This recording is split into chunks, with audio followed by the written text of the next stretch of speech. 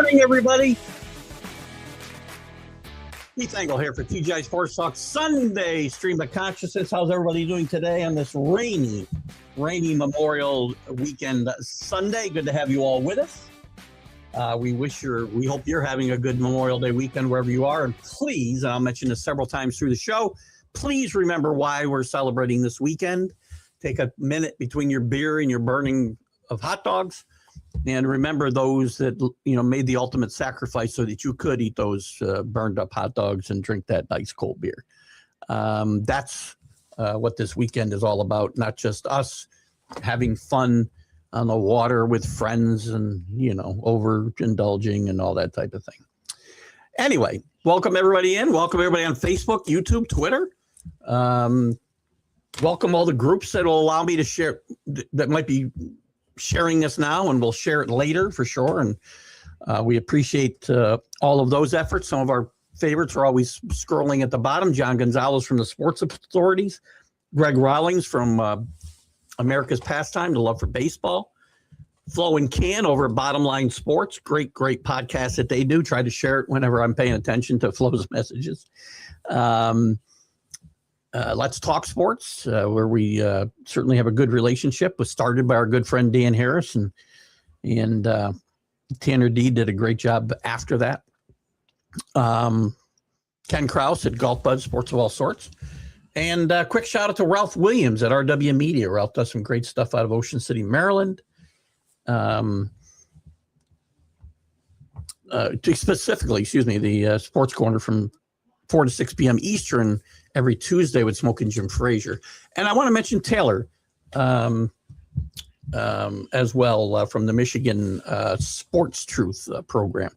We'll try to fit Taylor. Taylor's been very diligent in popping in, and we hope he'll share some thoughts here at some point during the shows and sharing it to his site as well, as we will share his shows from time to time as well. So check out Taylor as well at the Michigan Sports, Michigan Sports Truth Group, something. I'm sorry, Taylor, help me out. If you're here, Taylor, please put it up because I'm butchering it badly this morning.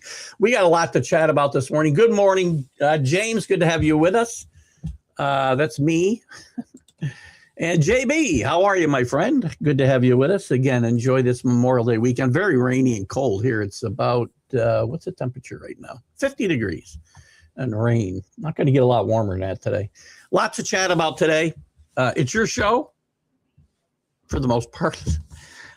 We got to talk about the Knicks up 3-0 and rolling. 10 straight wins now. This team's rolling. Everybody played great. Cavs don't have an answer for Jalen Brunson. They don't have an answer for anybody, quite frankly. Their defense has been atrocious. Harden's played better on offense, but the defense has been awful. Next, again, 10th straight win. We can talk about the Thunder up 2-1. Big game 4 tonight. Spurs really need to win this game. Wemby's been very, very good, but the Thunder's bench, SGA, is tremendous. But that bench is the difference maker between them and everybody else. And when the Knicks get to the finals, if it's the Thunder, they're going to have matchup issues as well. 73 points off the bench in game 3, and they're averaging probably 60 a game, maybe more. The NHL, the Hurricanes win in overtime last night to tie up the series with the Canadians. And listen, this is an international competition. I'm not a Canadians fan. I have stated, Danny, that the NHL is better when the Canadians are relevant. That's it. I'm happy to see them doing well.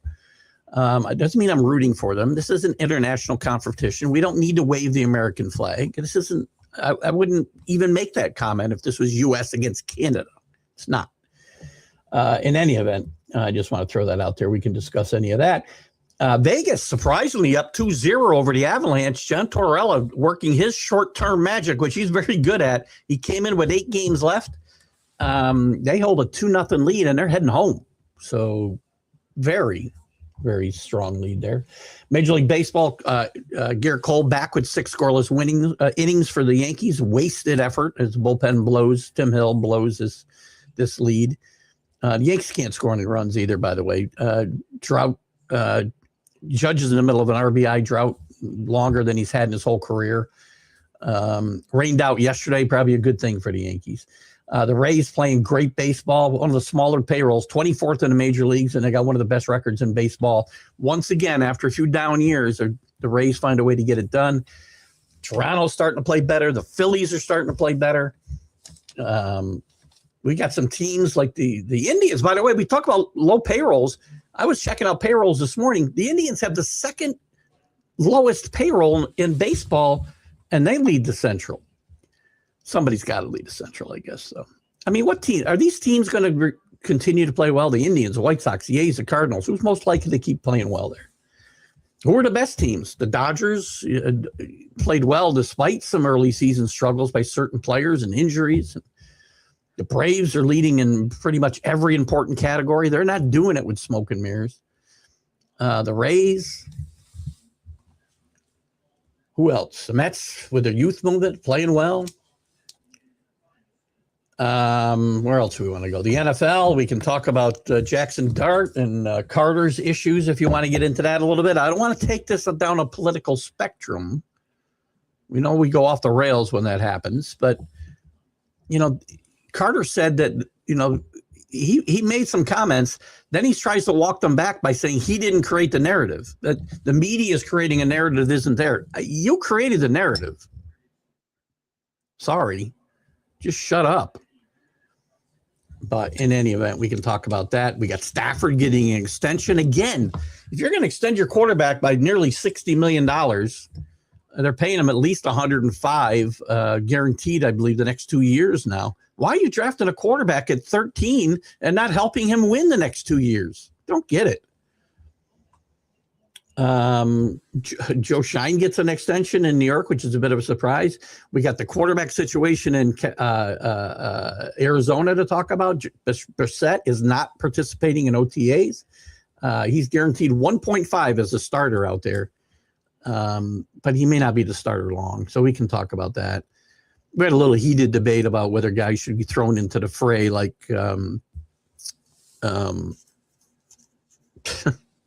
why is his name escaping me all of a sudden? Carson Beck out there in Arizona. There's other stuff. The WNBA. Caitlin Clark takes a break after 4 games. Really? Load management after 4 games? And half the people didn't show up to watch the game. We're in the middle of the NCAA is going to vote this coming month in June on the age-related eligibility question. Sorry. And the NCAA also, we've got the women's softball. Alabama, Nebraska, Arkansas have already moved on. UCLA has moved on. We have 3 elimination games, I think, today, and then we've got conference finals in college baseball. We can talk about any of that. We can talk about Manziel and fighting an influencer who I never heard of. What's his name? Bob Mirny or something like that. Pummeled him in 1 round. I don't get it. But on another note, we had and we don't do a lot of NASCAR in this show, but just a tragic story with Kyle Busch, 41 years old, one of the greats in NASCAR over the last couple of decades, if not historically. Passes away this week at 41 years old, and we find out now he had severe pneumonia, which turned to sepsis, which if any of you have dealt with people who have sepsis, it's not a good thing, and you don't recover even at a young age often if it's not caught quickly and your organs all shut down. That's what happened to him. This is a cautionary tale for young people. You're not indestructible. If you feel sick, go to a doctor. So anyway, your show, guys. Let's do it. Let's do it. That's JB. Good morning again. Hello, Rick. Good morning. Good to have you with us. How do you tell somebody to shut up and listen? I'm sorry to Jack. If you're referring to that, I don't know. This could refer to a lot of things, I guess, Rick. I mean, Jack and I I had to tell him to listen. He doesn't listen sometimes, right? He listens to his narrative, but not anybody else's. And I had to tell him to, stop waiting for your time to talk and listen. I mean, listen, and that's not talk behind Jack's back. I tell him to his face. You just saw me do it. I do it on our show. Not always, but when the time comes, you just got to say what you think. And I'm going to tell Carter to shut up too, by the way, if that's what you're talking about. I mean, Jackson Dart, this is not this isn't splitting the locker room. Again, there will be a narrative created here because of this, of a split locker room potentially because of politics. All he did was introduce the President of the United States at a rally in Westchester County. He was there to support Lawler, and who's probably his congressman as well. Guys can have different thoughts. Why can't any of us think differently than somebody else and not be hated on for it? I just don't understand. And if Carter and any narrative that comes because of this from here on out, Carter started it. So I just want to say that. It's you guys, and I know we've started a little slow with comments the last few weeks, but then we ramp it up. So I'll start talking here about the Knicks. Knicks are on a playoff run. Like, listen, in my lifetime's never happened. They haven't been to the finals since 1999, 27 years. They haven't won since 1973. You can do the math there. I think it's around 53 years. Knicks are playing better than any time I can remember. Don't give me the nonsense about look who they played. Well, the Thunder haven't played exactly a tremendous teams until they get to the Spurs. You can only play the teams that are on your schedule and the teams that are in front of you, right? And teams that had pretty good regular seasons. The Hawks were one of the best teams in the NBA the second half of the season. The Knicks dismantled them. Who did they play in the second round? Philadelphia had just beaten the Sixers, come back from 3-1 down to beat the Sixers. Now they were beat up. So what? The Cavs had beaten the Pistons, who had the best regular season record in the East. And I know the East is looked down on as weaker than the West. Fair enough. But let's not dismiss what the Knicks are doing right now. 10 straight wins. They've won I don't know. I heard this number and I haven't been able to find it, but they've won 6 straight road games by 10 or more points. They're just getting OG to 100%. He played his best game last night since he got hurt. The previous 2 games in this series, he'd been very tentative. Had his moments, but very tentative about that hamstring. Last night, it looked like he was letting it loose. Playing really, really well. Jalen Brunson, there's no answer for. Jack brought up something this morning that, I mentioned that Jalen Brunson's the best player in the NBA, comma, not period, comma, who doesn't get talked about enough as being one of the top players in the league, being considered for an MVP. He's not in the top 3. And this should go through the postseason. I really think it should. Because nobody should be winning the MVP. Your team's not making the playoffs. You shouldn't be making the MVP, winning the MVP anyway. Well, I don't care what sport we're talking about. Because, again, to me, most valuable player is what happens if you take that player off that team. You take a bad player, a great player off a bad team, they're going to be a bad team. You take a great player off a great team, if they're just as great, well, then he's not the MVP either, in my mind. No disrespect to that guy. That might be SGA. But you take a guy off a great team and they would win, 30 games. And that would be the case with Brunson. That'd probably be the case with Wemby. Probably be the case with Jokic, too. So, again, 2 of the 3 guys that were in the top 3 this year would still be where they were. But I'm sorry, we don't give enough credit to Jalen Brunson, because he steps up big in the playoffs. He steps up big during the regular season. I don't think they underachieved this regular season. I mean, they achieve whatever they need to achieve. They're going to go to the finals.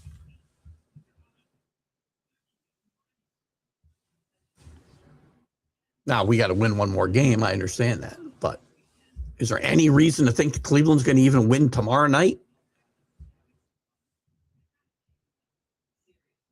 They fought back a little bit here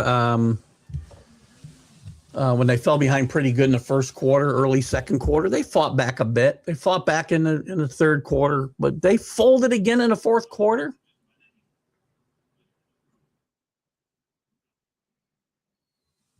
Nick's bench, Shamat again with 14 off the bench, playing really well, 28 minutes off that bench.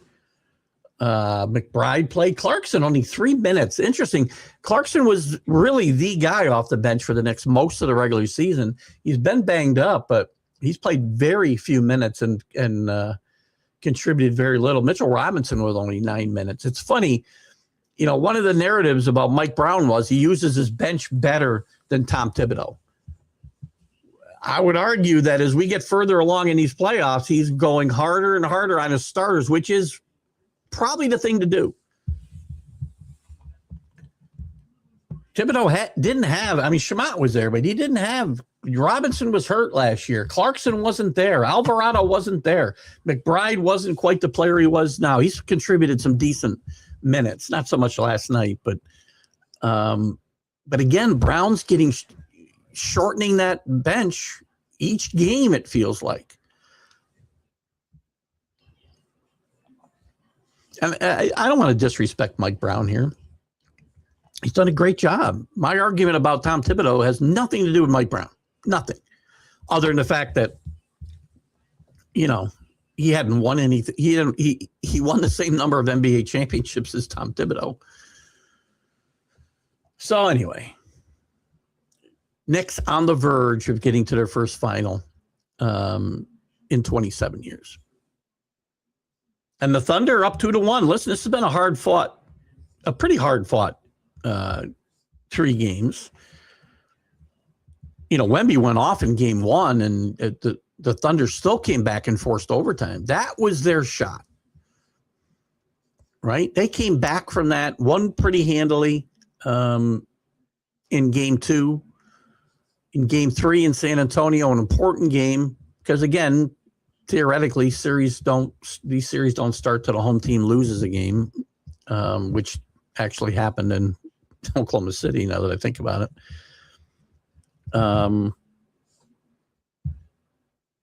But they go on the road after a hard-fought game 2 and win on the road in San Antonio with Wemby having a good game. Don't give me injuries either, man.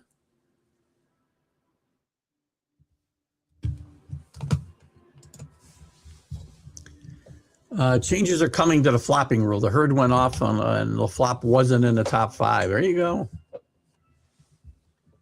Harden goes down a lot. SGA does go down a lot. I see him fall down with nobody around him.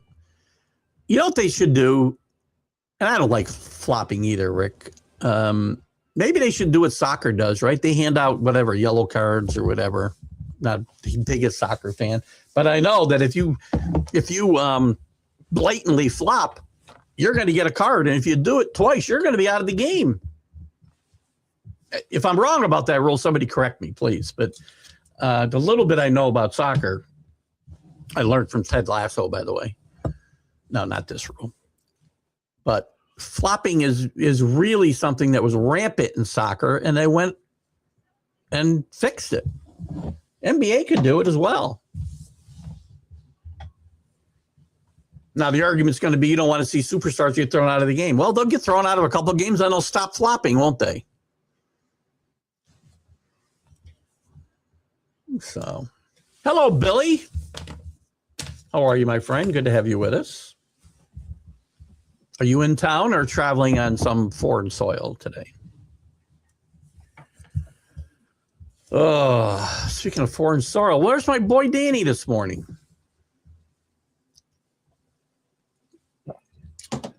Danny's called me out. I really wanted to wait till Danny. I think I'll wait till Danny's here.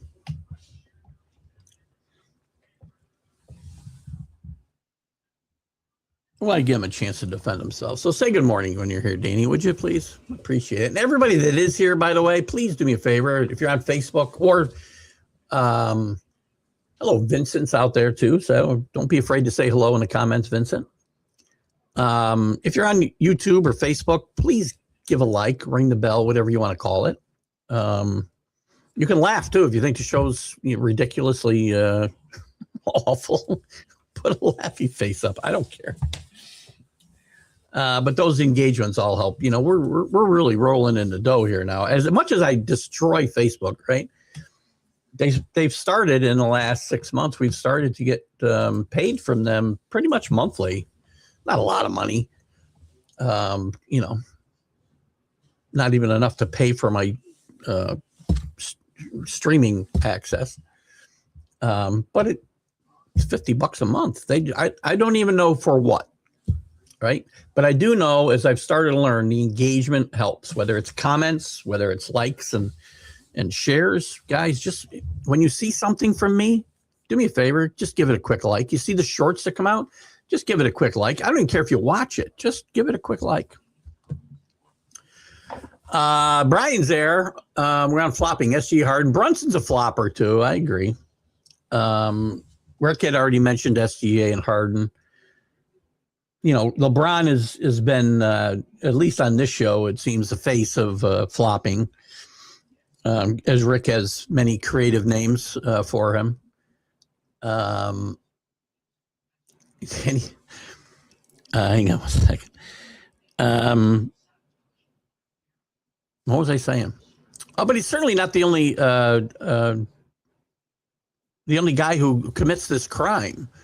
And I think they should do what soccer does. I really do. Give out a yellow. Again, am I right? They give out yellow cards, I think, for flopping or something like that. But if you do it more than once, you're going to get thrown out of the game. What do you have to evacuate from? The lunatics and never mind.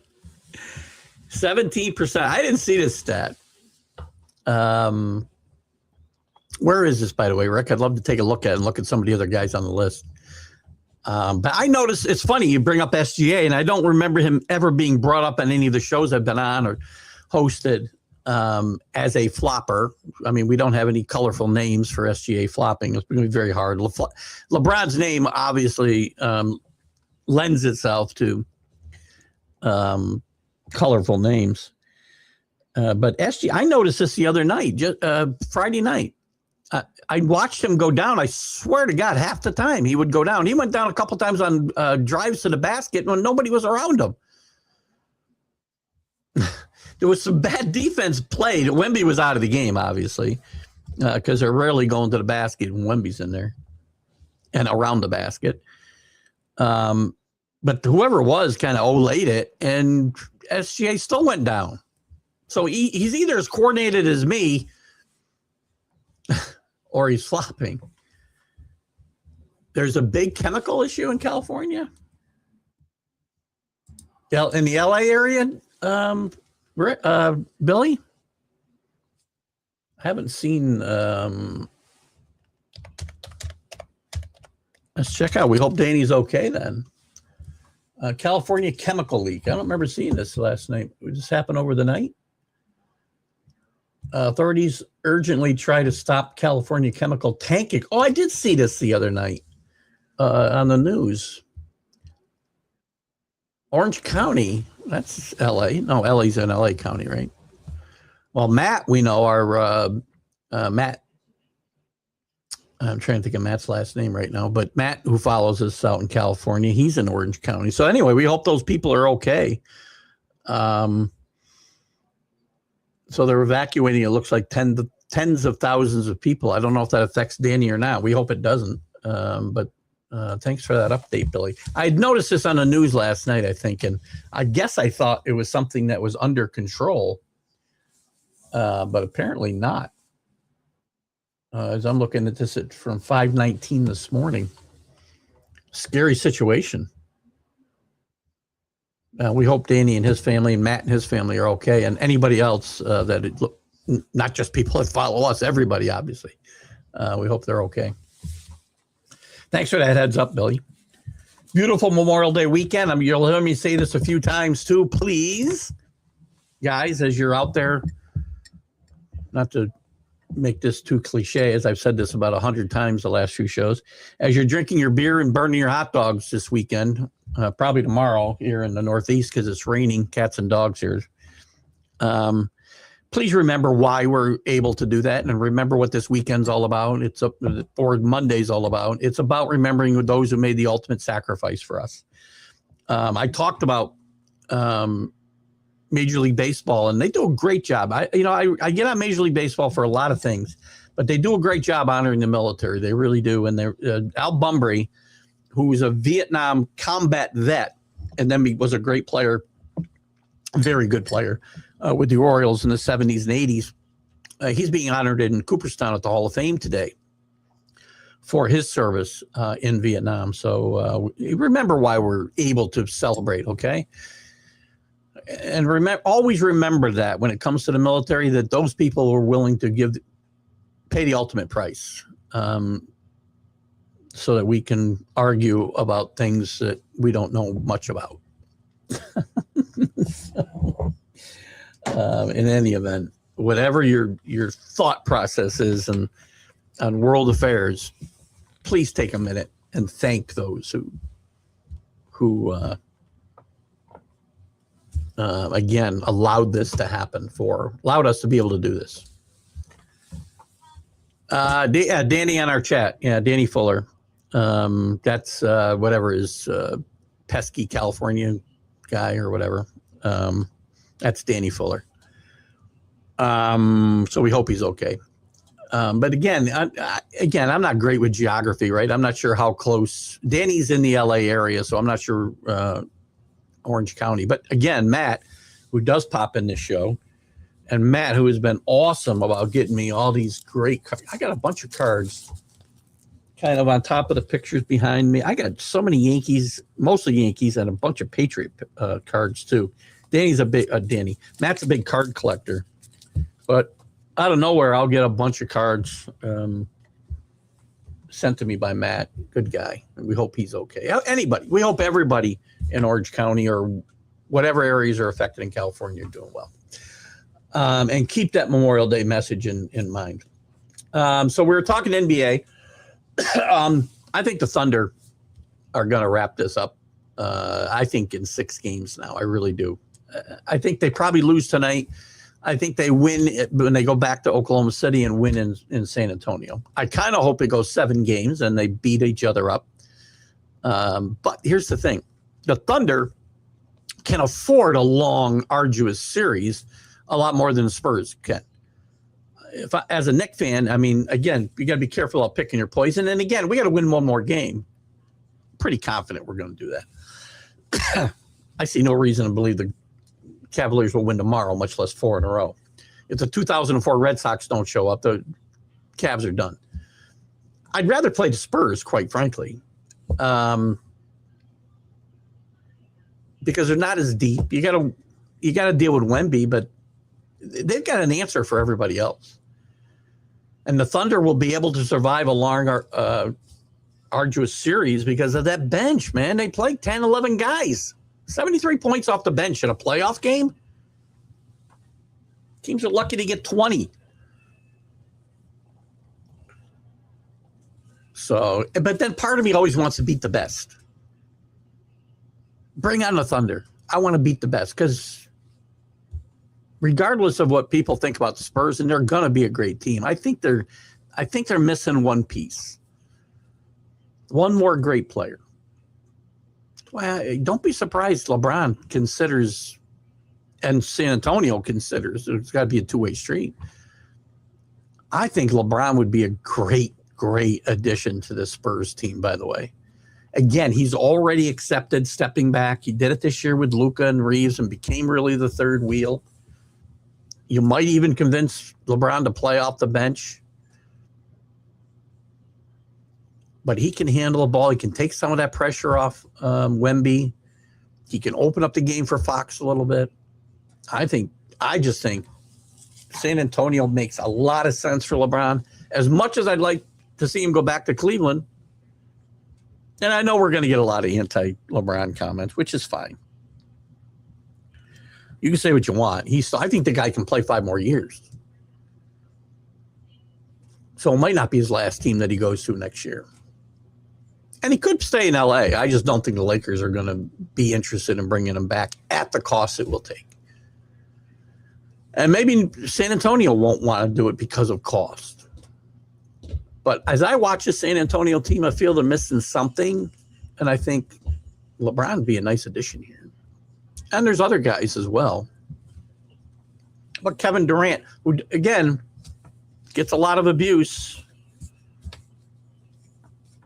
didn't play in this last series. I guess injuries are an issue there when you think about bringing him in. But this team needs one more piece, in my mind. Now, maybe they fool me and they win the next 3 games. I've seen Fury. I've seen Fury for sure. A great movie, and it really does show you. There are a lot of good movies that show you what the military went through. I mean, if you watch, depending on the year or the conflict that we're talking about, right? There's movies that kind of put a period on the end of the sentence about that, what these guys went through. Fury's a great example for World War II, obviously. The Deer Hunter is a great one about Vietnam. And Vietnam vets have always gotten a short thrift. And I think today it's a little different. Without talking to somebody who was there right now, the feeling that I have is that the way the country looks at those guys now is much different than it was, immediately after that war, 20, 30 years after it. I think today those veterans are looked upon a lot differently and appreciated a lot more. Maybe still not enough, but that's a great example, Brian, for sure. SGA is just young, or San Antonio is just young, sorry. They are young, but I still think, again, that's another reason a veteran piece would really help this team. And there's other guys. I'm not saying it has to be LeBron. I just feel like it's a natural fit. Maybe not so much Durant because he's injury prone at this point in his career, but still a great player when he can play. You think about guys that are going to be available in this offseason, don't go find some. There's certain guys. You need somebody who knows how to win, number one. Maybe that's not Durant. It's certainly LeBron.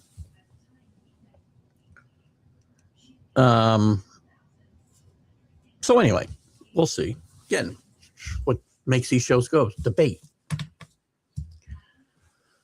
So we can circle back. If you got anything else on that, we can talk about it. How about the NHL as well? We don't talk enough NHL, I guess, but there's been so much other sports to talk about. NHL. When the Rangers aren't good, I lose interest, quite frankly. But this playoff run has been very good. The Canadians, again, I will say, and it does not mean that this is not an international competition, right? This isn't the USA against Canada in the Olympics or the frozen, whatever we call that, the Four Nations matchup. You'll never see me root for anybody but USA. And I'm not rooting for Montreal. But I will tell you, again, every sport, I say this nearly every show, it feels like. Every sport is better when certain teams or programs are good, irrelevant. The NHL is just better when the Canadians are good, among other teams. The NHL would be better if the Red Wings and the Blackhawks were good. Anytime the original six is good, it's good for the NHL. That's why, and again, that goes to baseball. Baseball's better when the Yankees are good. Sorry. They are. It is. The NBA is better when the Knicks are relevant. I know I'm focusing on New York here. It's not just them. It's good when the Lakers are good as well. College football's better when Notre Dame is relevant. Alabama, Ohio State, Michigan, Oklahoma, who I razz on a lot. It's just better. So when I say the NHL is better when Montreal is good, doesn't mean I want Montreal to win necessarily. They're a good story as long as they are winning and have a chance to win. And a Canadian team winning after 34 years would be a big story, whether you want to admit it or not. And don't wave your flag at me because, this isn't international competition.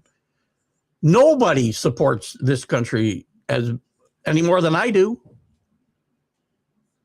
In international competition, in the WBC, in the Four Nations, in the Olympics, and whatever. I don't watch soccer. I'll watch the World Cup when the USA plays. This isn't about USA versus Canada. Anyway.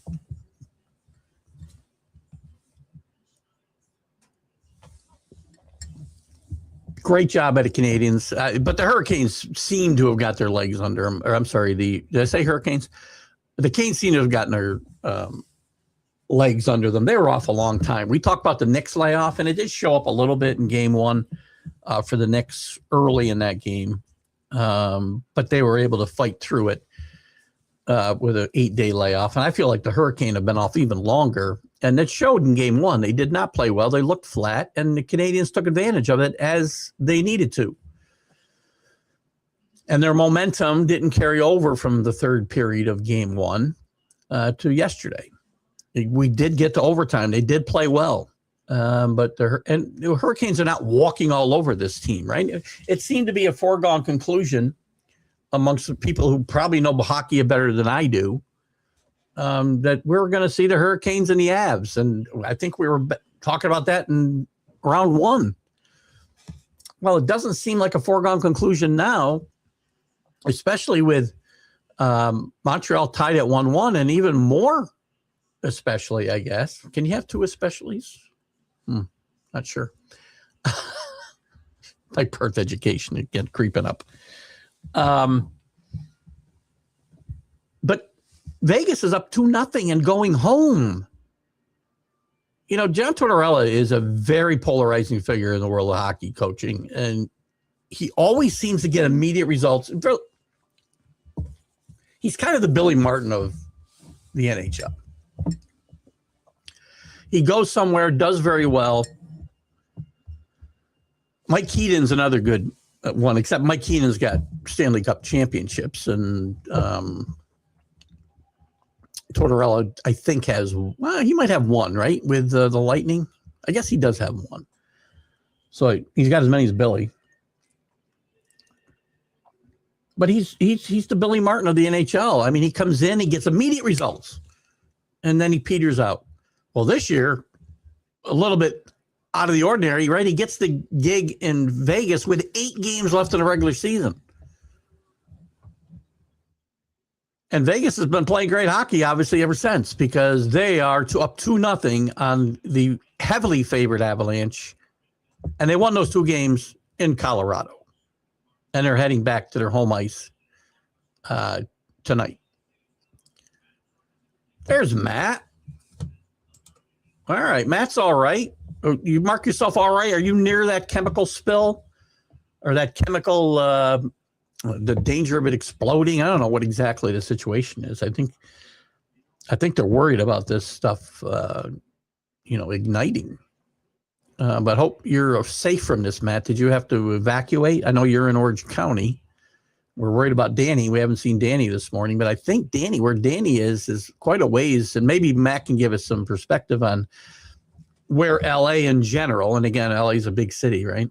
A big city. It's not on an island like New York, and it's all condensed. It's spread out. So I don't know where Danny is, but maybe because I'm not great with geography, man, especially within states, even New York State. But maybe Matt can give us some perspective on, first of all, hopefully you and your family are okay, Matt, and where this spill is in regards to where Danny might be. And again, other people in California, we're concerned about you as well.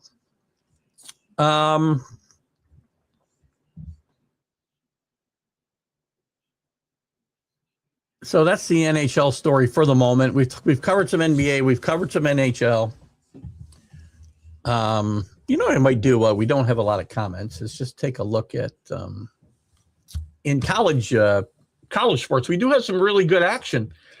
In the college softball World Series, if you will, they've started. They're well into this. They're playing the Super Regionals right now.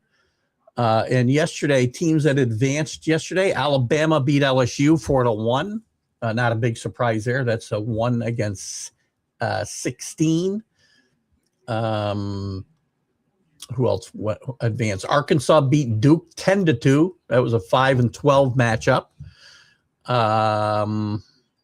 That's 1-1. We'll talk about those games afterwards. UCLA with a chance for a double victory here. Softball and baseball. The UCLA baseball team is ranked number 1 too, and is going to the conference finals, I believe, in the Big Ten. We'll talk about that in a second. The softball team wins 14-4 yesterday. They're 52-8. They're number 8 in the country. And they move on. And also Nebraska wins 9-1 over Oklahoma State yesterday as well. Those are the teams that have moved on. And we have elimination games today. Texas Tech against Florida, 11 against 6. Arizona State against Texas, non-ranked against number 2. And Mississippi State non-ranked against number 3 Oklahoma. These will be elimination games today to be able to move on to the final leg here.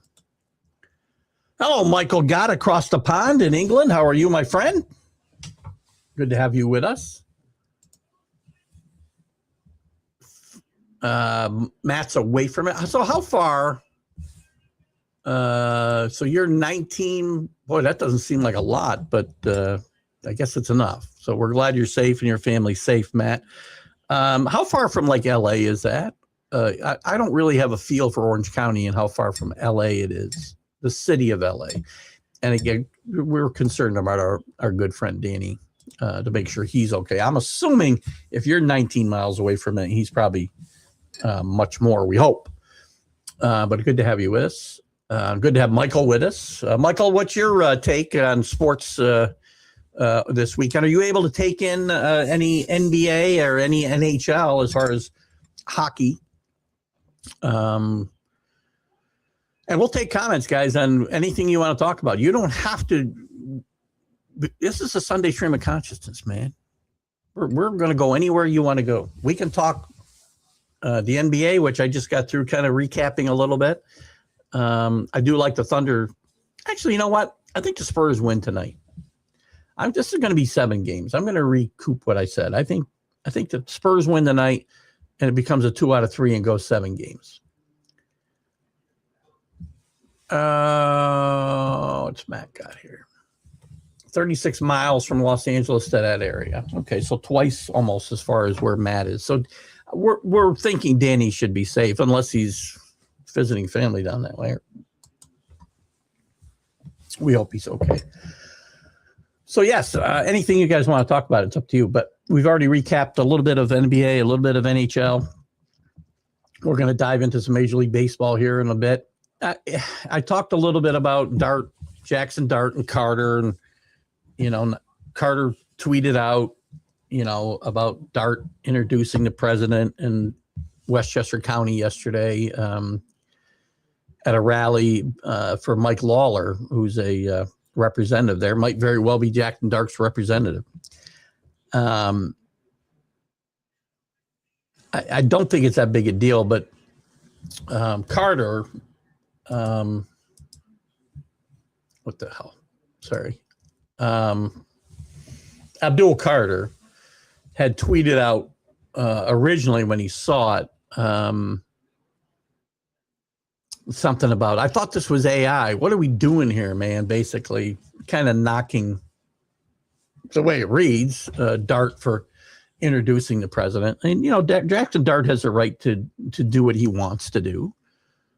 This isn't during football season where I would say don't cause a distraction for your team. And then there was some chatter about, this potentially splitting the locker room, and Abdul Carter kind of walked it back. Actually, what he said first was, quote, thought this shit was AI. What are we doing, man? And then after that sparked a considerable reaction, he walked it back and said, me and JD6 are good. We spoke earlier as men. Y'all can keep y'all narratives. Well, Abdul, you created the narrative. Sorry. Now, will guys in the press seize on it and talk about, and make it something that it probably isn't, that there's dissension in the locker room? Yes, but you created the narrative for them to play off of. If you just kept quiet, that wouldn't have happened. So anyway, we'll see how that plays out. There's also the Stafford extension, which I didn't talk about in the NFL. Again, they give him another year at around $60 million, and I think it's $105 million that they're guaranteeing him the next 2 years. And yet, a 40-year-old quarterback who's still at the top of his game. Now, I understand you've got to have a quarterback at some point in the future, but Ty Simpson is not a slam dunk number one to be that guy. And number two, you use a 13th round pick on a guy that is not going to help you win in any way, shape, or form, assuming Stafford's your quarterback the next 2 years. So you didn't make the team any better the next 2 years, where you're paying Stafford $105 million. Makes no sense. You can't have argued 2 years ago, 3 years ago, that the Falcons taking Michael Penix after signing Kirk Cousins for $40 million was a smart move. It did not help Kirk Cousins and the Atlanta Falcons at all in the short term.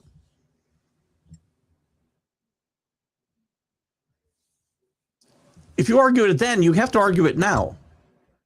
And if you didn't argue it then, you should have. I don't know what to tell you. It makes this pick look worse in my mind.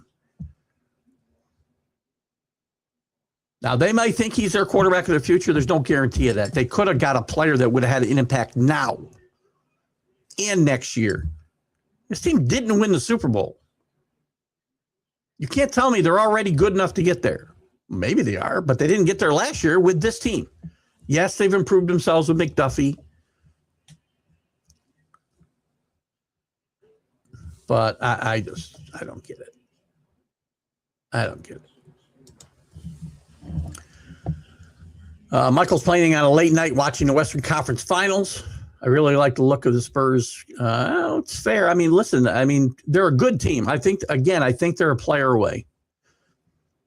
Wemby's not on. Here's the thing, too. When Wemby's not on the court, they're in a negative when it comes to plus minus. Always. You can't play him 48 minutes. And he's a great player. And Fox is a good player. And Harper's a good player. I know they've been banged up. Everybody's banged up now. The Thunder could be without Mitchell and Williams again. Part of being a good team is being able to have the next man up. And the Thunder do that better than anybody. They go deep. They're deep, man. I just don't think the Spurs are quite ready. I think you saw that the last two games. But again, I'm not going to tell you that the Spurs couldn't come back and win the next three games. They could. This is going to be a big rivalry. Again, this was a debate Jack and I had recently that, if the Spurs win this series and the rivalry is, cut off before it ever gets started. Well, no, it's not. The Thunder aren't just going away. This is going to be a big rivalry for the next 5 years, assuming nothing drastic happens on either team, injury-wise or otherwise. I'm looking forward to this game. Really late for you, right? This game started at 8 o'clock. Is that right? I think I started 8:30 the other night, which I'm not sure why. So you're looking at 1 a.m. start, right, for these games. But not the Knicks. You didn't stay up and watch the Knicks last night, Michael?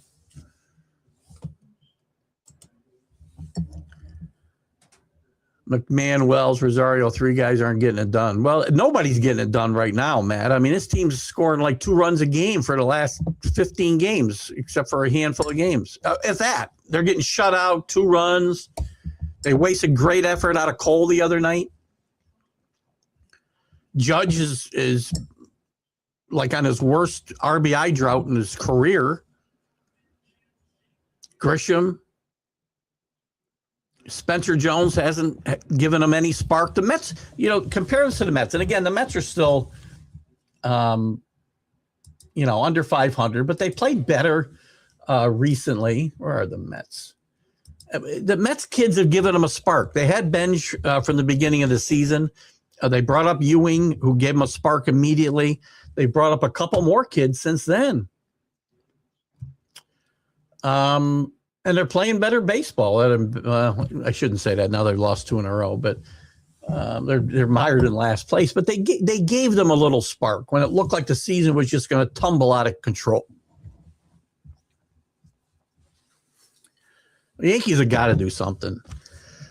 And keeping Volpe, I think they should have sent Volpe to the minors when Caballero came back. Either played him at shortstop, because he played pretty well the last week. His batting average wasn't great, but he's getting on base, making the plays on defense. Caballero made a big error Friday night that opened the doors for the Rays to score 4 runs in the 8th inning, I think it was. And I like Caballero, but I don't like him every day. He's played really good defense for a month and a half, 2 months. 2 months.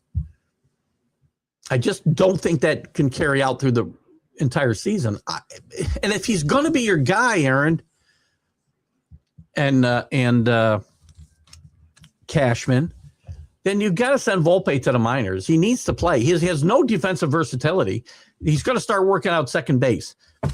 Jazz isn't playing great, but you're going to tell me that putting an untested guy like Volpe at second base is better than playing Jazz every day, who's a very good defensive player, even though he's looking like a clown the way he dresses lately. But Volpe should go to the minors. If you want him to play second base, then teach him to play second base or third base or whatever, because they need a third baseman. Lombard is not lighting it up. I thought Lombard was very loud about the fact I thought Lombard would be up here by the All-Star break, and maybe he still will. But after really getting off to a good start at AA, got moved to AAA, and he's hitting about 100.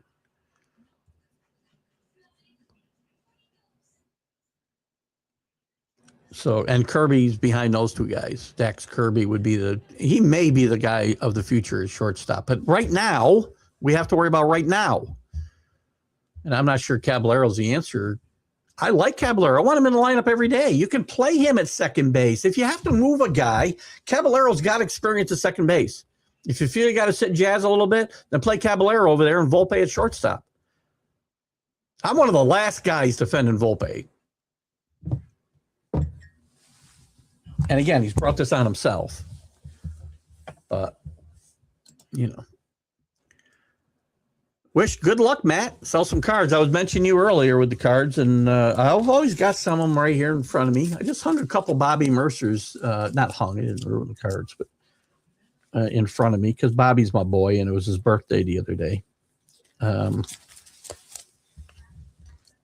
Sent a nice note to his wife, his widow, Kay, who I'm in communications with now and again.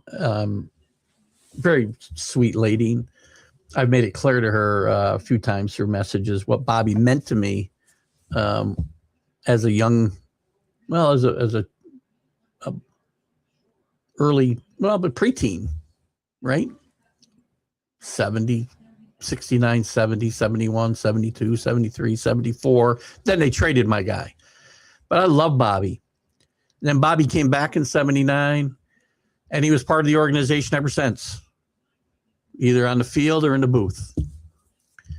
And he was in my living room every day once we had, the Yankees full-time on cable and whatnot for 2/3 of my life when he passed away. And I sent her a nice note then, letting her know what Bobby meant to me. And not to get all maudlin, I just thought I'd throw that out there.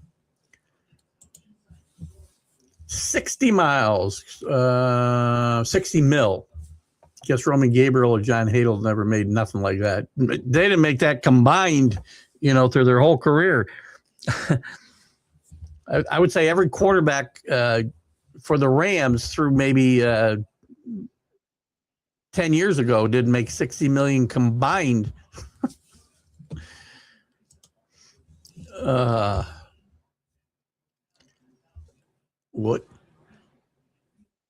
What's the UFC Freedom 250 Fan Fest?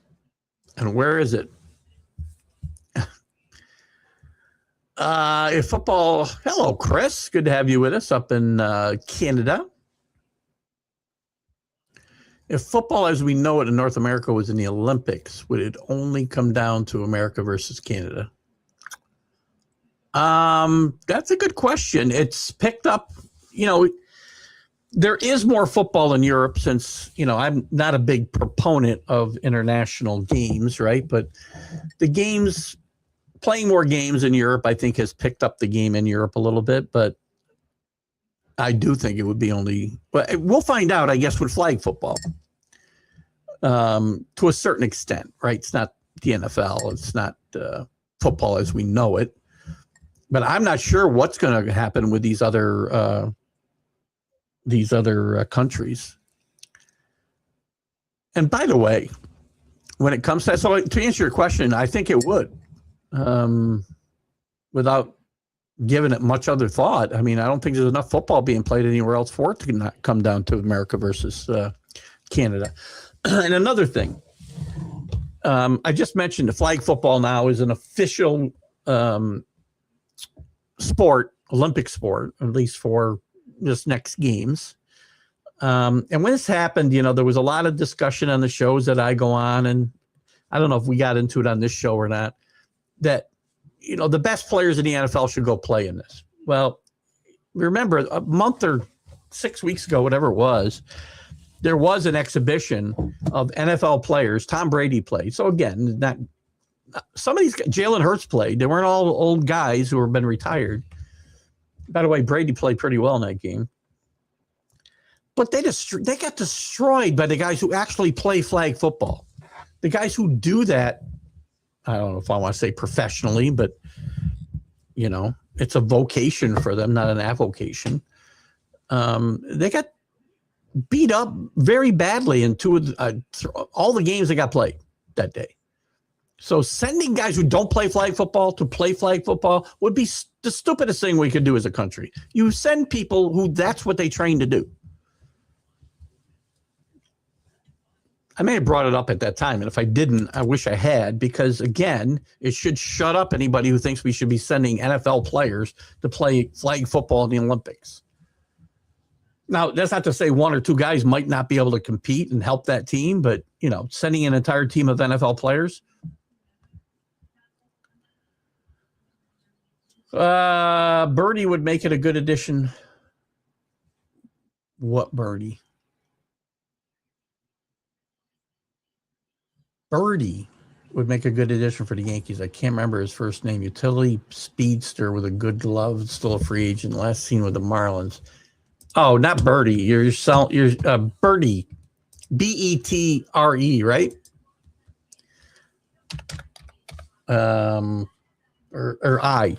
Bird, I think. Yeah, Josh Birdie. John Birdie. I think you're talking about.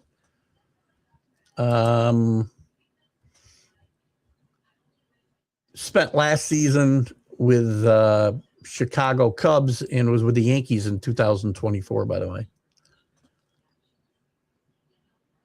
Had 74 plate appearances with the Yankees. Last year with the Cubs, he had 11 stolen bases. With Miami in 2022, he stole 41.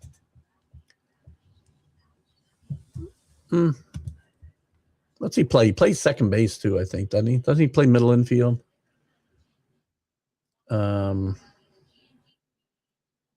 Here he is. Shortstop, third base, second base, played some center field too. He's a utility guy like Caballero. Here's the thing, though. I don't know that you can carry two guys like Caballero and Birdie or need to on the same team. So I'm a little surprised he's a free agent, though. He's not that old, is he? I want to say he's 30. Oh, he's 36 years old. Jeez. Good grief. Since we're talking some, what are we talking? Baseball or football? I guess we're talking both. So we talked about Stafford, and kind of ridiculous. Joe Shine gets a extension in New York. Again, when John Harbaugh came in there, there was some talk about what the power structure would look like, what the flow chart would look like. And it's basically, and we don't know what John Mara's situation is. He's got some health problems. I'm sure he's still heavily involved in big decisions like hiring John Harbaugh. But Harbaugh is reporting directly to him. And Joe Shine is kind of, he's doing, the busy work of a GM that John Harbaugh can't do as a coach. But obviously they're working together. They must have worked well during free agency, during the draft, or Joe Shine wouldn't be getting this extension. I really thought when Harbaugh came in here, it would be only a matter of time before Joe Shine decided to spend more time with his family.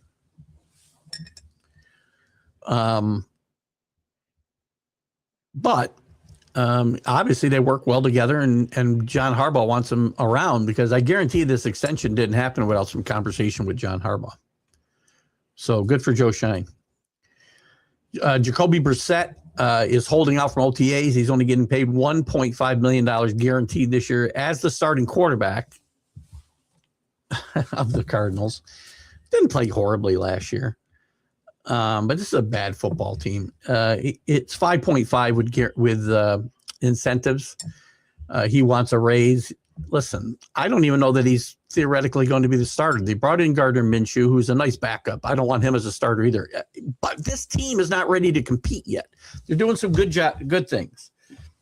They've got some decent pieces on offense. Jeremiah Love, still not a good offensive line. Defense is horrible. And they took Tarson Beck in the third round, and I'm not throwing him to the wolves. I don't know that he's ready to play unless he just lights it up in camp. I don't know that I'd put him out there and risk losing my quarterback to low confidence issues. I would want to play Brissett or Minshew maybe this year and get Carson Beck in some games and maybe play him more steadily later in the year. But we've seen a lot of young quarterbacks, and most recently the Jets did it with Zach Wilson. They put him in when they aren't ready to play, number one. And number two, they don't put them in a position to succeed. They put in offenses that are really, I don't want to say they're designed for them to fail, but they're certainly not designed for them to have the best success they can have. And it destroys their confidence. And some never come back. They're not strong enough to come back from that. Other guys have been. Peyton Manning had a horrible rookie year, but he's mentally tough and came back and became one of the best quarterbacks in NFL history, obviously. But I've seen lots of guys like Zach Taylor who maybe would have amounted to something. We'll never know. But they were just put out there. J.J. McCarthy could end up being another guy. They were put out there before they were ready and not in a position to succeed, and they just folded.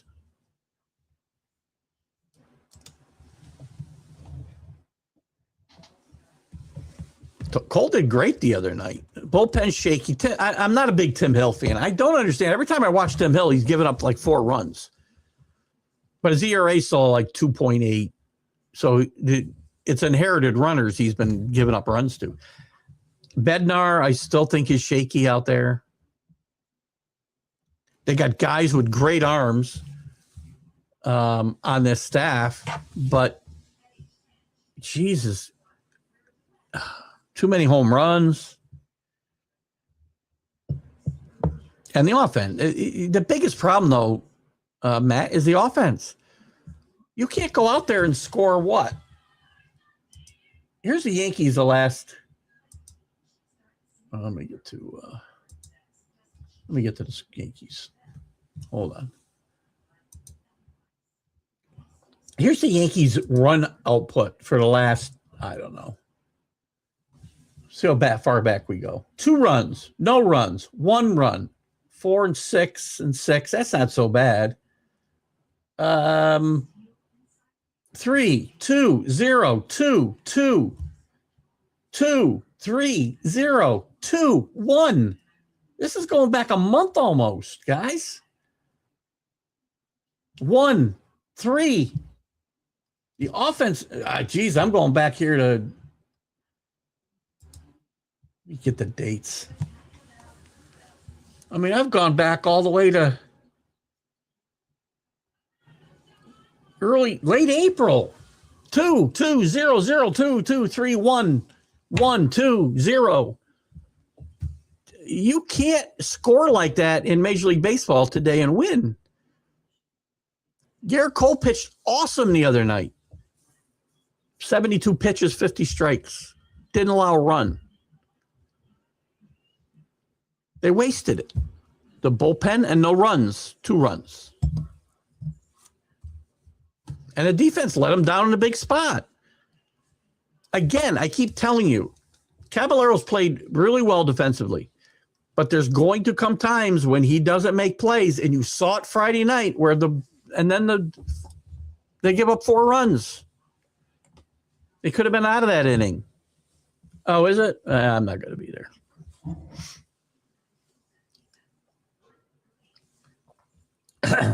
I can invite me free, and I might go. Where are we going to hold it? We haven't got the new ballroom built yet. Hello, Neil. Good to have you with us. Yankee bullpen walks too many batters. Agreed. Duvall's got great. He's one of the guys that's got great stuff, by the way, Duvall. But he's always walking guys, giving up home runs. I don't think he trusts his stuff. Trust your stuff, man. I agree. You know, I'm always accused of, seeing the glass half full with the Yankees and the sky's falling. This team will make the playoffs. This team is not ready to win championships. I'm sorry. The bullpen and the offense. Matt, listen, I mean, again, look at these guys and what they're hitting. Oh, my God. I mean, I can't. I'm starting to think Rice should be the everyday catcher. Spot Wells here and there. Wells has played good defensively, but we can't afford him hitting 180. Judge is down to 245. Still 377 on base percentage. That's good. Chisholm hasn't been good all year. Bellinger can't hit on the road. He tears it up in Yankee Stadium. His number 1 numbers are really okay. Rice has been a godsend, man. Grisham, 188, 313 on base percentage. Horrible. Caballero, who everybody raves about, he's hitting 325. His on base percentage is 325, guys. McMahon, 187, 253. Wells, 169, 293. Stanton's been out, 302 on base percentage, though. Goldschmidt, 358 and limited. His power's been better early this year, though. I think I would find a lefty to play. I would go out and find a lefty to play some first base, and play Goldschmidt and the lefty there, and play Bryce. I'd catch Rice right now. Moving to first late in games and put Wells in for defense. Rosario, 250 as the right-handed side of that platoon with McMahon. Escaro, 150. Grinchik's gone, so we don't care. Dominguez didn't hit while he was here. Spencer Jones is hitting 160. Volpe 217, but his on-base percentage was 400. He played much better that last week. You can't have Volpe sitting on the bench. He needs to go to the minors because he has no defensive versatility. I know they're going to work him out at second base. But if you're going to move, if we have to sit Jazz for some reason, we don't want to play Jazz, why not move Caballero there? Because he's got experience at second base. None of this makes any sense. And you wonder why I freaking have a coronary and a stroke every time I think about freaking Aaron Boone and the way he approaches this roster. We keep sending Grisham out there night after night, leadoff. And your leadoff guy has got a 313 on base percentage.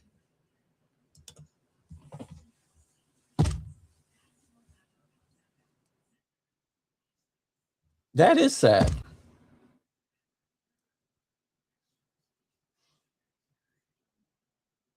And where's the answer? Because Jones obviously isn't ready.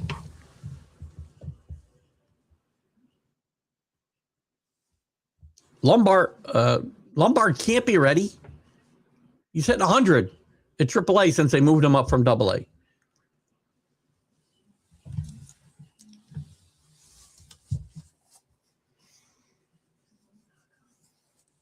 Fraud.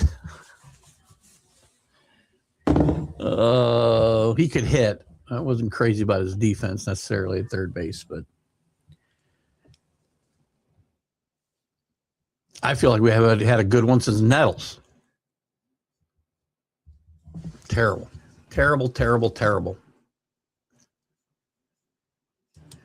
Who's out here?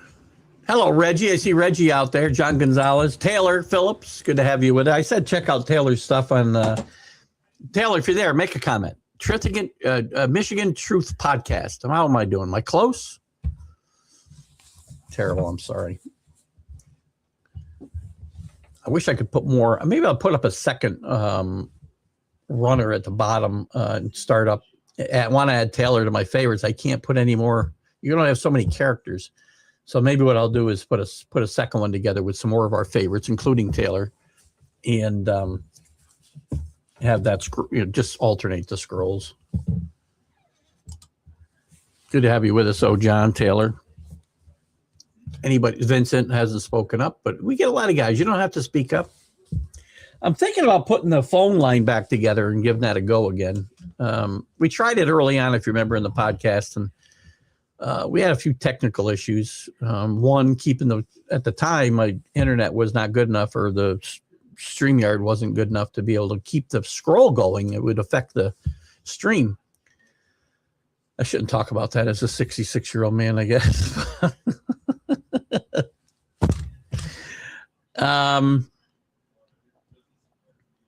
Billy, you're a Giants fan. I don't want to make this. This isn't really. Well, I guess it is. And again, I don't want to get into a lot of political debate, though. I do want to know from a Giant fan. And Billy's the only one I think that's here right now. If I'm missing somebody, Neil's a Cowboy fan.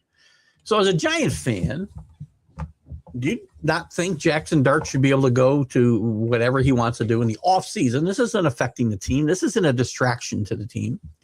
That he should not be able to go to this Mike Lawler rally and introduce the president of the United States during the off season. I mean, I think you can agree that we can have different opinions and not, be able to cohabitate. I mean, we should. It's very hard to do.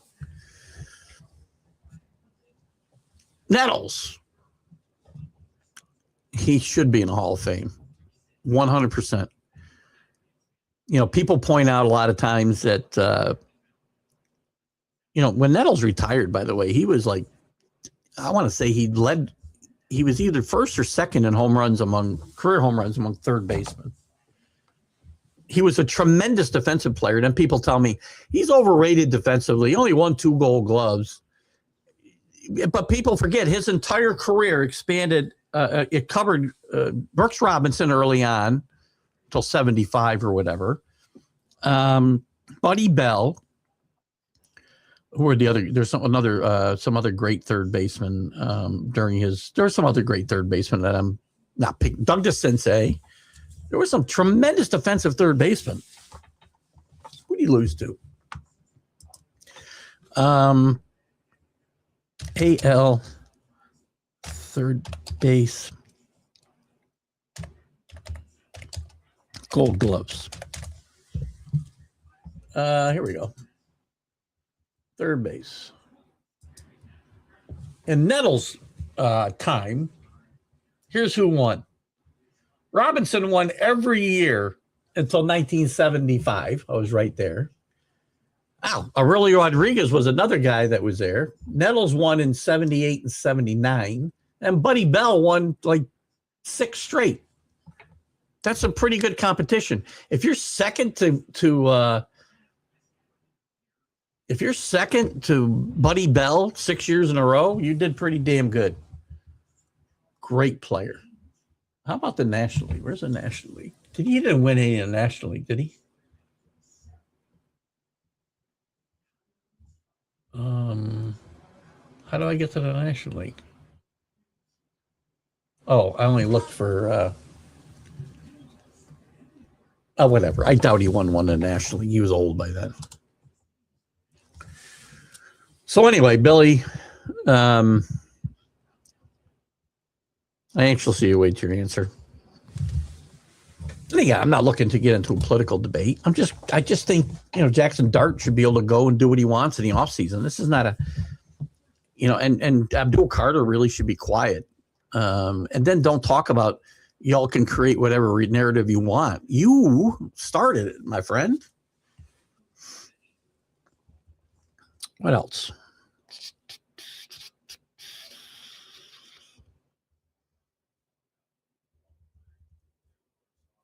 I was going to get to the college baseball. I guess we'll wait till Wednesday to talk about that. The NCAA will be meeting this week to talk more about the age-related eligibility rules. And if you don't know what they are, it's going to be voted on in July or June, by the way.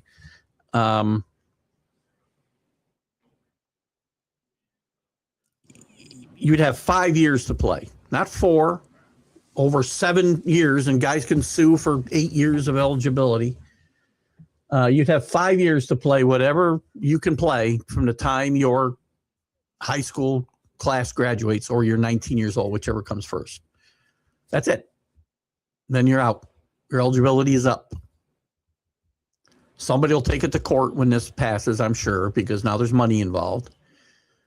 So we'll see whether that happens. And I thought there was going to be some other movement tied to this, but it looks like they're going to be content with pushing this through now and not tie anything to it with the transfer portal, because there was going to also be to talk about another rule being tied to this where you had one transfer without penalty.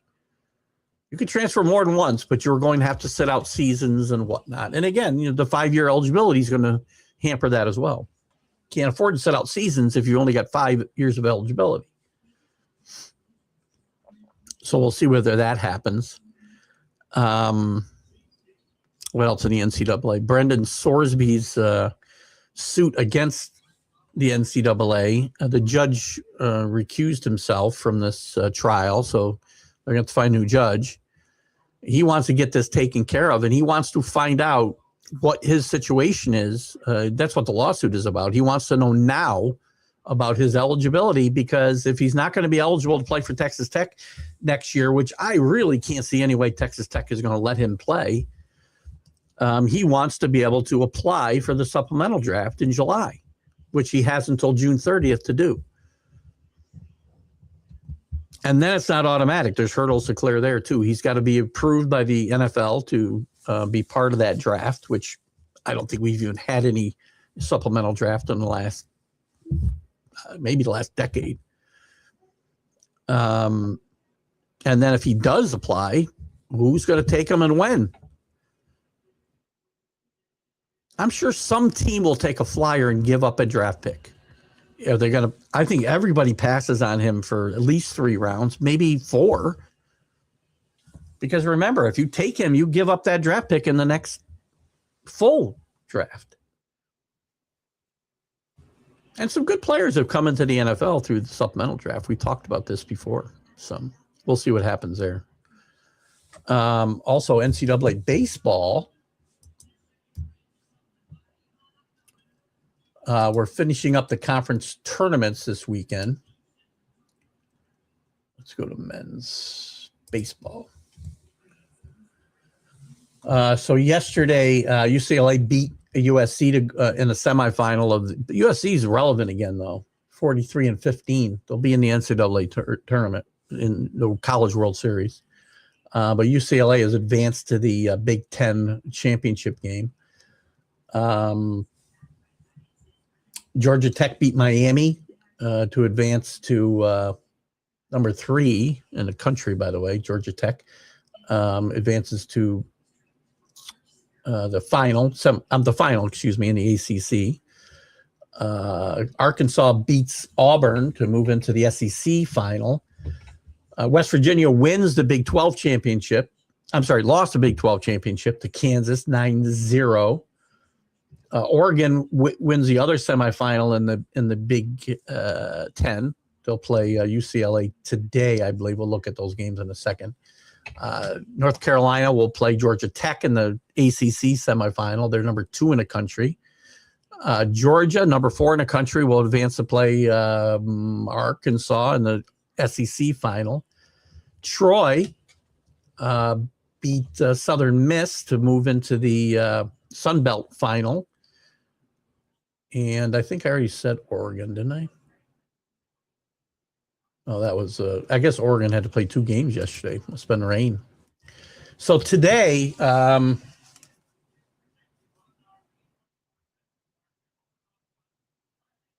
take it back. Troy has not advanced to the final. They're playing Southern Miss again today. Must be a double elimination tournament. But in the SEC, you got Arkansas and Georgia. You've got North Carolina, Georgia Tech, and UCLA and Oregon. All games that are played during the day today. So get some day baseball in the NCAA. What else? Again, we talked about a little bit about the tragedy of Kyle Busch. I don't know if we have a lot of NCAA fans, and we got a bit of a smaller crowd today, I think, because of the Memorial Day weekend. And again, I'll say to you, since I haven't said it in about 45 minutes, please, as you're out there drinking your beer, burning your hot dogs or your hamburger, whatever it is, remember why we're celebrating this weekend and tomorrow specifically for those that made the ultimate sacrifice, so that we can do that, so that we can argue about whether Jackson Dart should be in Westchester County at a Mike Lawler rally.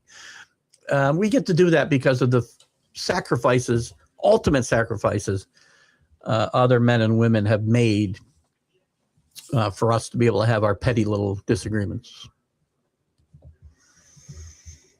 So please keep that in mind while you're having fun the next couple of days. I know I will.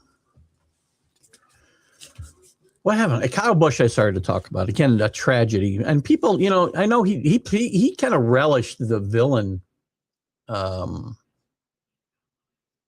kind of relished the villain role in NASCAR. But he was very successful, and he was also really successful in getting the truck series kind of more popular. As NASCAR's lost a little bit of its luster the last few years, Kyle Busch has been one of the bigger stars, and he's been instrumental in getting the truck series, I think, to another level too. He owned a team out there. He just won a race 2 weeks ago. He raced at Watkins Glen this past week and had some discomfort and told his pit crew that he needed to see the doctor as soon as he was done. He talked about it being a sinus issue and needing a shot when he got done. And then just 5 days later, he's gone at 41 years old after, throwing up some blood and still going to work on a simulator. I think at Talladega. I'm not sure where it was. I think it was at Talladega where the simulator was. But it's really a cautionary tale for young people. And again, I was that age once, believe it or not. We think we're indestructible. And we don't go see doctors when we should. He had pneumonia and let it go. It turned into sepsis. And you get sepsis, man, even at a younger age, it's hard to fight that off if you don't get to it quickly. And if you don't, your organs start to shut down. I mean, I think we probably all know somebody who has been in the hospital and for something else and developed sepsis. And it's not an easy thing to come back from. And I think Kyle Busch, I don't know for a fact. My guess is going to be, that I would think among somebody like a race car driver, I would think that you have a certain level of feeling indestructible, and maybe you don't seek the medical attention that you should. And it's kind of sad. It's not kind of sad. It's very sad. It's a tragedy. This is a tragedy. At least behind a very young family. Well, his son is 11, and his car and number are not going to be used again until his son is ready to race. Which I guess he's already doing some on some junior, very junior, he's 11 years old level. Because some of the things I've heard on racing shows on this weekend is that he is that he's a bit of a prodigy when it comes to racing, and it's already predestined that that's what he's going to do. So anyway, our thoughts and prayers go out to his family and friends, and we hope, if nothing else, maybe a lesson will be learned by some young people. If you don't feel good, go see a doctor. Not blaming Kyle Busch, believe me. It's awful. What else? What else haven't I talked about? Quiet day today from you guys. Usually I'm like a half an hour behind on the Sunday. What do you guys got for me? It's your show. I haven't seen Danny today. That's why we're slowed down, man, because Danny's not poking the bear.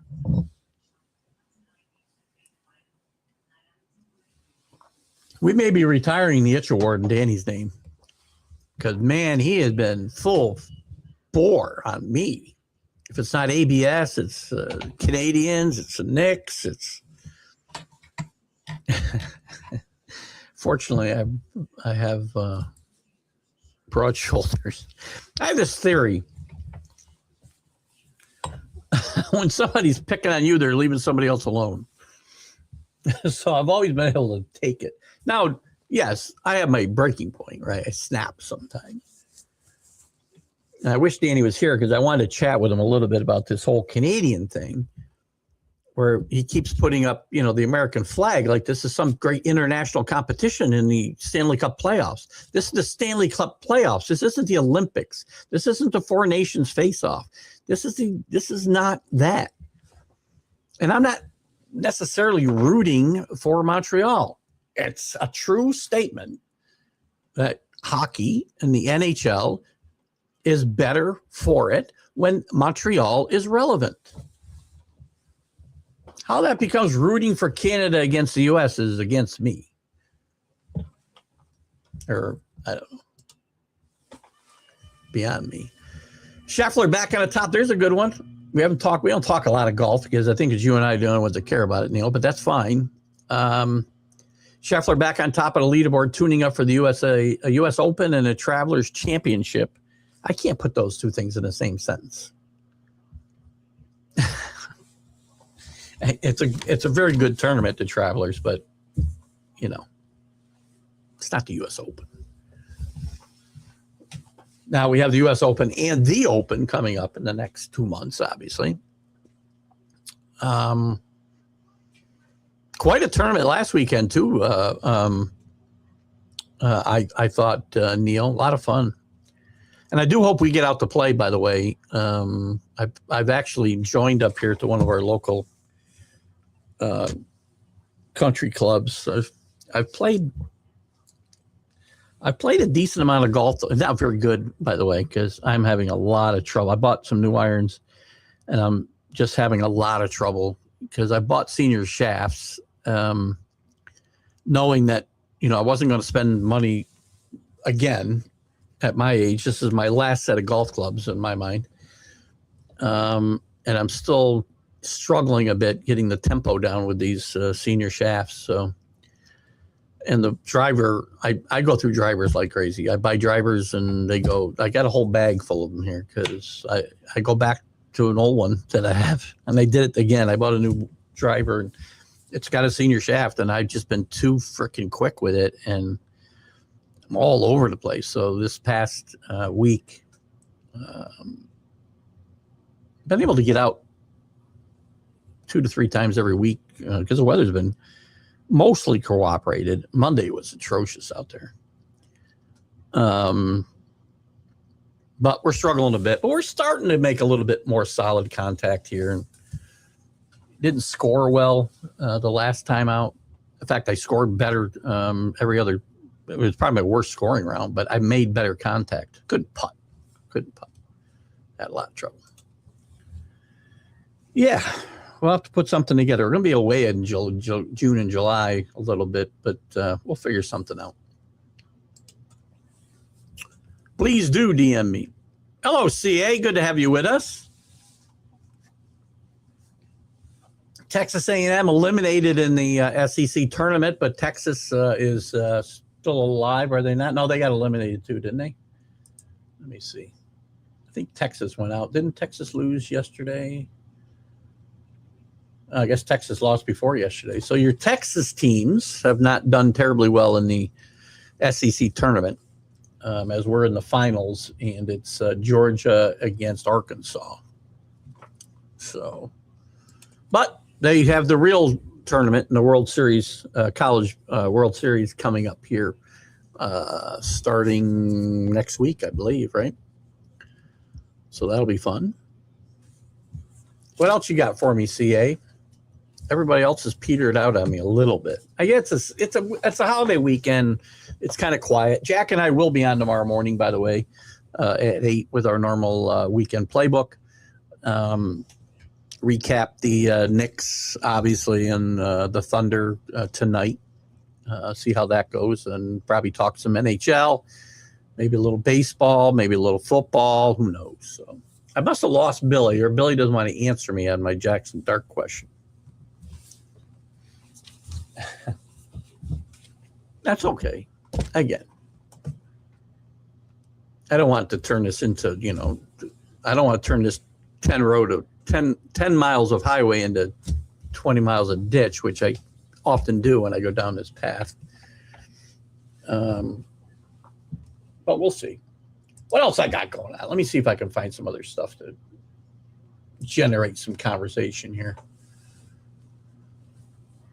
Listen, Wemby's been very good in this playoff, by the way, but he's not carrying his team himself. I'll say again, I think the San Antonio team is one guy away. And I watch this team play, and I really think to myself, boy, LeBron would fit really nice here. Now, whether that fits for LeBron and the Spurs, money-wise, culture-wise, maybe he doesn't want to live in San Antonio part of the year. I don't know. It's not a bad place to live, from what I know. But we'll see. You go to let's go over here. Darvin Ham will be part of Jenkins' new staff in Milwaukee, by the way, a former Laker coach. Speaking of LeBron, Taylor Swift and Travis Kelce were courtside for the Knicks and Cavaliers the other night. For some reason, Travis decided to chug a beer. I think I saw him passed out later in the later on in the game. So hopefully that whole thing goes away, right? Get married. I don't know when they're getting married. Hopefully before the season. Hopefully I don't have to, hear a bunch of stuff about Travis Kelce and Taylor Swift going forward. What do you got? What am I up to today? No, that's not. It's raining, so anything outside, it's going to be a washout all day today, and it's 49 right now. It's been going down actually since I got up, but 50 is like the high. So we're taking my dad, my 90-year-old dad, and my stepmom out to lunch. We're going to have a nice lunch and chat a little bit. My wife's birthday was last week, and we didn't get together with them because we've been traveling. My wife has been busier than me, but we've been traveling every weekend for 3 days, 3-day weekends, and one in Mass for my stepson's wedding. And then he had yet another graduation at the University of Rhode Island last weekend. So we were out there that whole weekend. And so we hadn't been able to get together with them for my wife's birthday, and that's what we're going to do today. And then even Mother's Day a little bit. We did see my stepmom the day before Mother's Day at the wedding. But we haven't been able to see them since then. And my golf also gets in the way of some of that stuff. So not a lot of stuff going on. Tomorrow we will have a little cookout. It's going to be nicer, 69, 74, between 69 and 74. Going to rain a little in the morning, but then get out of here. We'll have a cookout with my son-in-law's birthday is coming up this coming week, Wednesday, I believe. But we're going to celebrate tomorrow with a little cookout and the like. So we'll have some fun tomorrow with that. And we will also remember what we're celebrating, by the way. Again, don't forget why we celebrate the day. CA. SEC tournament isn't going to affect national seeding in or out. Agreed. Now, Pitt knocking out Florida State helps them make the NCAA tournament. And congratulations to Lamar conference tournament win. There you go. Little recap of the college tournament stuff I didn't quite cover. I didn't cover the Lamar thing, and Pitt would not have gotten in this tournament, I don't think. Florida State is not out, do you think? I would think Florida State would still get an at-large bid, wouldn't it? It's going to affect somebody else, though. They're going to knock somebody else. That's a stolen bid. That's what I was thinking of. The Texas. I covered the women earlier. Texas needs to win today to get in. Alabama, Nebraska, Arkansas, UCLA. I think there's somebody else I missed. Maybe not. Are already in. UCLA with a chance for an interesting double tournament win. As the women are very highly ranked and a chance to win the softball World Series, and the men are number one in the country as they head into the Big Ten final today against Oregon. They'll probably be number one, I would think, no matter what, right? CA as they head into the College World Series. So a chance for a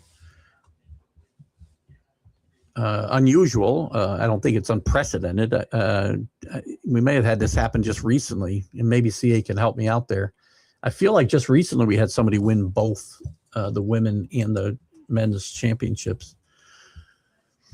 Florida State loses possible seed a bit. No kidding. However, they will host a regional in Tallahassee.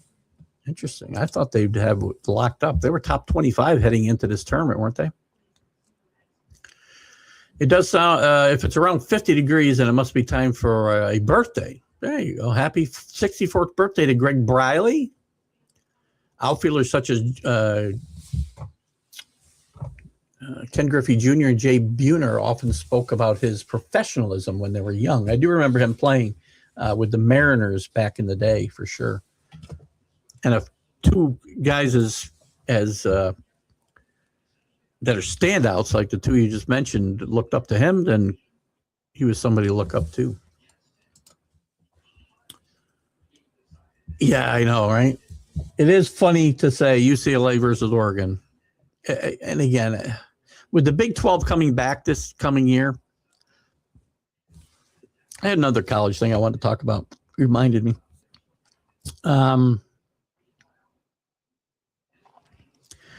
With the Big 10 coming back, the Big 12 coming back next year, it really even I swear it makes it even worse now.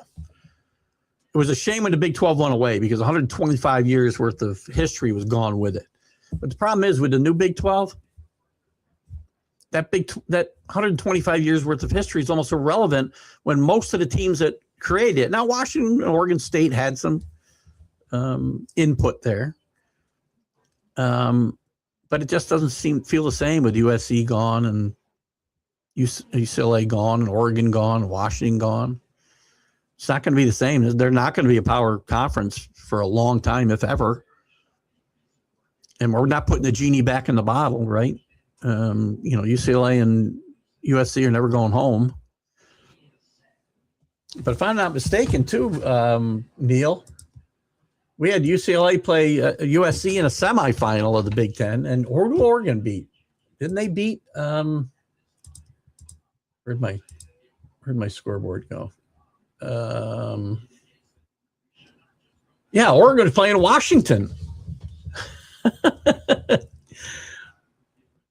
and Nebraska, but they played Washington for the right to get into the semifinal. They had to play a doubleheader yesterday. I don't know if rain was involved or what. But so the final 5 teams in the Big Ten were all teams from the Pac-12. Did I say the Big 12? I'm sorry. I meant the Pac-12 will be back next year. Pac-12. Yeah, that's I can't argue that. And the whole thing's a joke. Again, this whole realignment, it started. I shouldn't say that. It's funny. We think realignment is a new thing since like Nebraska went to the Big Ten in 2012, whatever it was, 12 or 15 years ago. But I've seen some stuff recently too in my YouTube surfing that conference realignment has been a real thing for like 6 decades in college, more than that, 8 decades in college sports. We feel it more now because it's more ingrained in the American culture, and there's more stuff on TV, obviously. But there's been a lot of movement, not as much like regionally ridiculous movement like Stanford and Cal playing in the ACC. When you think about it, though, is Stanford and Cal really any more ridiculous than? So the furthest east they can come is, well, I guess they can go to Boston. I mean, UCLA and USC have to go to Rutgers to play sports. Let's see if I can find it. The AD at where was it?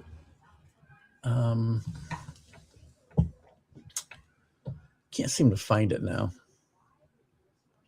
Where was he at? Let me find college football. By the way, we're still arguing about 2014 tournament. And I did see something else too. If they go to 24 teams, and this isn't football, if they go to 24 teams, there would have been 80 different teams that participated since the beginning of, and again, some of this has to be, make assumptions, but there would have been 80 different teams that would have competed in the 2014 playoff since they started the playoff of 10 years ago. But the SEC is not on board with this. Georgia President Jerry Moorhead is dead set against it being a huge mistake. But the Big Ten has really the power now. They have a little more power than the SEC, I believe. And they feel very strongly about it. All of their teams are behind it. And I saw quotes from the Minnesota, PJ Fleck, and from Pat Fitzgerald at Michigan State. Yeah, they should be all for it because they've got no chance of getting into a 12-team tournament or even a 16-team tournament. It's very unlikely those teams would ever make it. Both of those, Michigan State, I think, would not have made it. I'm sorry, they would have made it once, maybe twice, in a 24-team tournament since the inception of the playoff. And I think Minnesota would have made it once. But that tells you how weak that tournament would be, because they haven't sniffed a 4 or even a 12-team tournament. Those two schools. Michigan State got in one. I think one of the 4s. Rumors about Texans center Jake Andrews' risk of being cut makes the team's offseason moves look scary for the FC and the rest of the league if the Titans run the ball better and the defense. Listen, that defense is going to carry them as far as they can go. I'm still not crazy about the wide receiver cores unless Nico Collins is 100% healthy, and I don't think they're going to run the ball. Their offensive line should be better, and it has to be better. I mean, that great defense can only take you so far, because when you run into other good defenses like they did against New England, then C.J. Stroud is exposed. And I don't think Montgomery, to me, they keep bringing in running backs that are probably at the backside of their career. They bring in Mixon. They bring in Nick Chubb. They bring in Montgomery after these guys already have a lot of miles on them. So I'm not amongst the people who think that this team is going to run the ball tremendously better. Number one, the offensive line has to get better. And number two, you keep bringing in running backs that don't have as much left in the tank as you might think. Now, maybe Montgomery fools us. Maybe that offensive line will make up for the fact that, he's not running on a full tank anymore. But I feel like they need some weapons. I mean, we don't think they need more weapons on offense? Not to compete in the AFC South, but to compete for a championship? Let's see. So David Montgomery's a running back. Nico Collins, Jaden Higgins, Tank Dell, healthy? I don't think he's gotten healthy. Dalton Schultz, again, okay, not great. I just don't feel like there's enough weapons for C.J. Stroud and this offense to keep up with. Certainly, they're never going to be as good as that defense, the way that defense is constructed today. And they've got to decide whether to pay C.J. Stroud too, by the way. They took care of Will Anderson. Now they got to decide what to do with C.J. Stroud pretty soon. I think they've got another year, but you're either going to extend him or risk losing him. And what do you pay him? How do you figure out what to pay C.J. Stroud? Do you pay C.J. Stroud like he's one of the top quarterbacks in the league? I don't think you do. But if he hits free agency, he's going to get money because it only takes one dumb owner. And the jury's still out with C.J. Stroud when it comes to me. He might be really good, like we saw in his rookie season, but I still think he needs more weapons. Tank Dell's got to be healthy. Again, that's not. You got to get to the red zone, number one.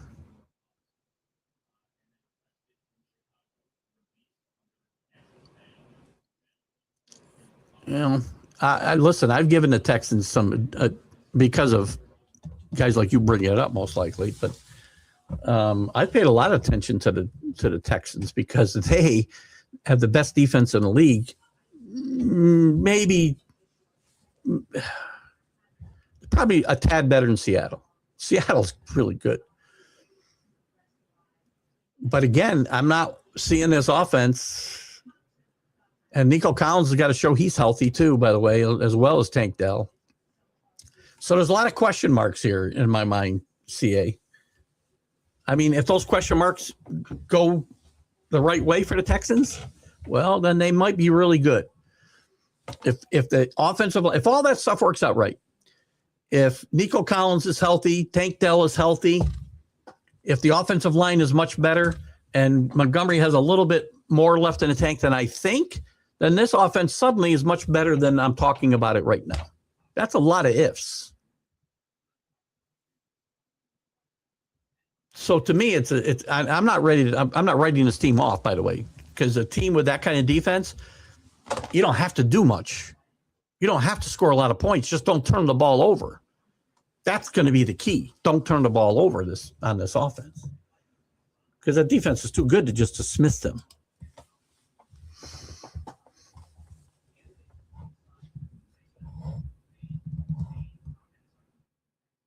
Well, again, that's what I just said, right? But you still have to have an offense that you got to put up something. You can't win with zero, right? So you have to score something, and they're not going to shut every team out. So CJ's got to play to a certain level, and they're going to have to decide here this year, if I'm not mistaken, whether to extend him or not. What's this, his fourth year? It's not his fifth year, is it? He'd be a free agent if it was. I think it's his fourth year. Listen, and he had a fine rookie year, and I think he's got the makings of a really good quarterback. And the offensive line was his problem last year, and injuries to his weapons and no running game. I really don't want to excuse away his performance, but I will not. I'll give you that defense is championship caliber. Offense has got to be better though, and it can't make mistakes. When you have a defense that good, you just go out and don't make mistakes, and you're going to win a lot of games. Seattle showed you last year. That wasn't a great offense. It was good. Darnold played much better in big moments than we might have expected. The running game stepped up in the playoffs. And their defense was just, again, their defense got better and better and better as the year went on. So they showed the formula is there. And should they be able to, here's the thing. They don't have the running game in Houston that they had in Seattle last year. They had a two-headed monster that was very good last year in Seattle. And now they got question marks there as well. But Houston doesn't, and again, they could. This is why we play the games, right? We're prognosticating here in May what's going to happen in November and December. I expect this team to be in contention in the Central and probably make the playoffs. And once you get there, anything can happen. Patriots offense wasn't lighting it up during the playoffs last year. The defense carried them to the Super Bowl. But you see what happens when the offense just doesn't do anything in the Super Bowl.